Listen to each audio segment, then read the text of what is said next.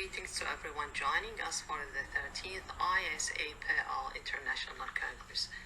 I'd like to begin by expressing my sincere gratitude to Prophet Juliana Gooms, the chair of the Congress, and to the ISAPL organizing a scientific committee for their exceptional work in bringing this global community together.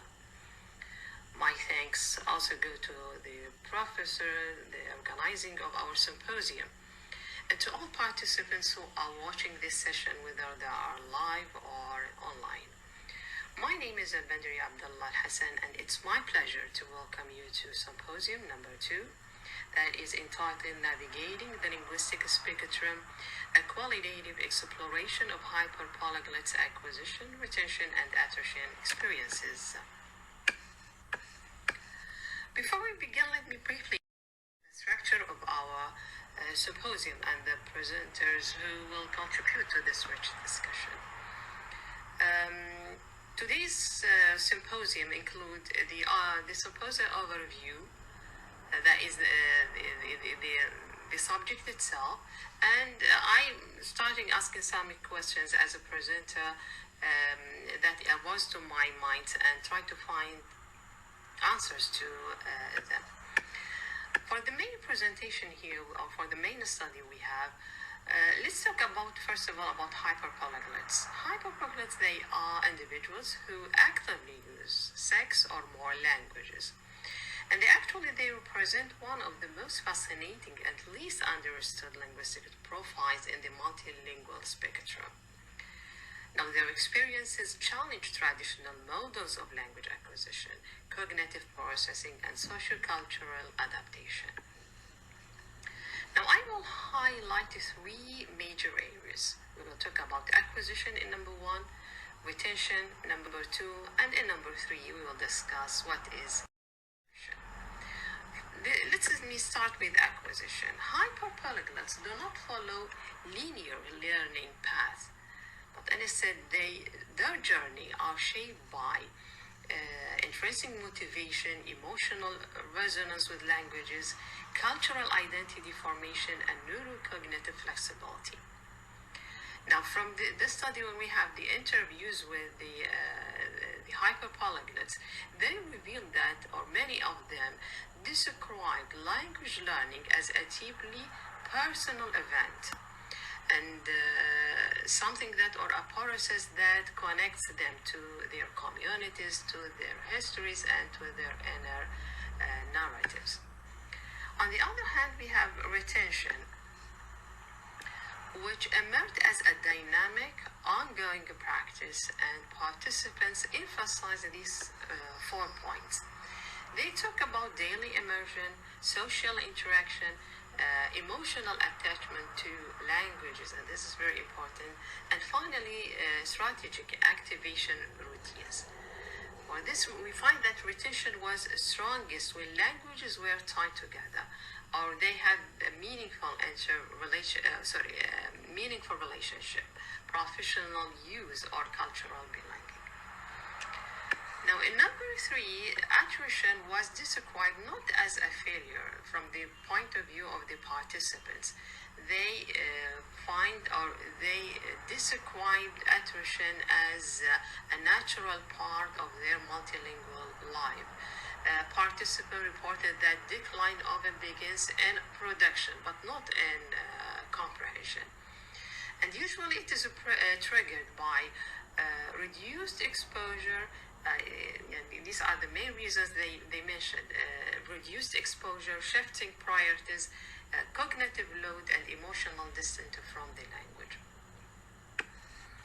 Now, yet many of those hyperpolyglots demonstrated remarkable resilience concerning languages, using episodic reactivation, passive input, and identity-based motivation to recover lost proficiency.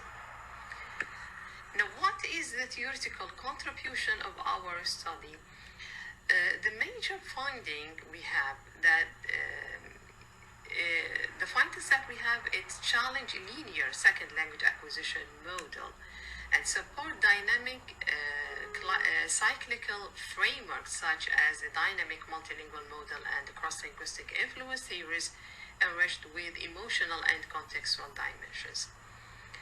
Now, this study also reinforces the importance of metacognition, linear autonomy, strategic flexibility, and digital immersion. Now, when we have some questions that may come to our to minds, as a first question, what surprised me as a researcher to focus, or what is the most emotional dimension of hyperpolyglots experiences? Now, one of the most striking findings was how deeply languages were tied to identity, how they are related to the participants' identity, because they described languages as emotional anchors, something that have meaning or self-expression to them. Not only acquisition, attrition also has this point, was not just a cognitive, it's not a loss for them, it was experienced as a threat to identity.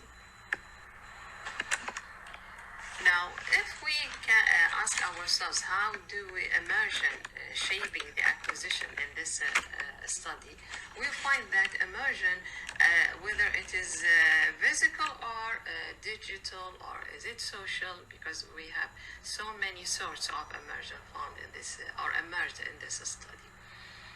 Now, immersion here creates the conditions for the rapid acquisition and long-term retention. What stood out in this study is how hyperpolyglots construct their own immersion environments, even when living outside the target culture.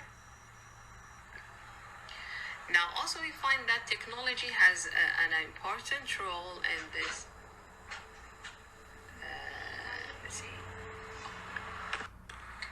Hi from Porto, and warm greetings to everyone.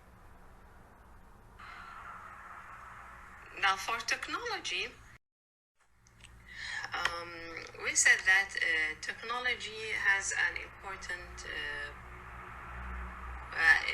it emerged as an important factor in this study, and we find that the participants, whether they use the technology, whether using, it became a personalized immersion tool.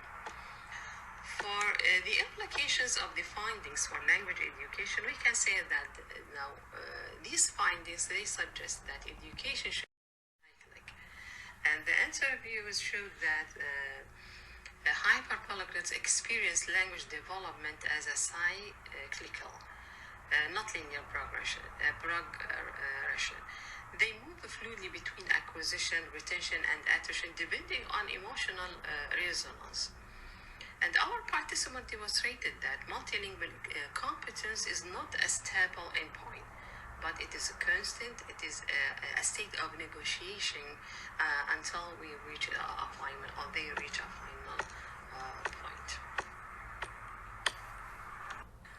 Now, one important thing, what is our future direction based on the findings of this study?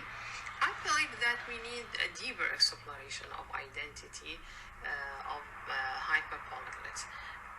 Now, the way languages shape themselves as a self-concept, they reveal that language is not just a tool, but a psychological space. And this is one of the priorities that we need. At last, I'd like to thank you for attending this, for having this symposium, and for listening and letting me the chance for participating. Thank you. What is our future?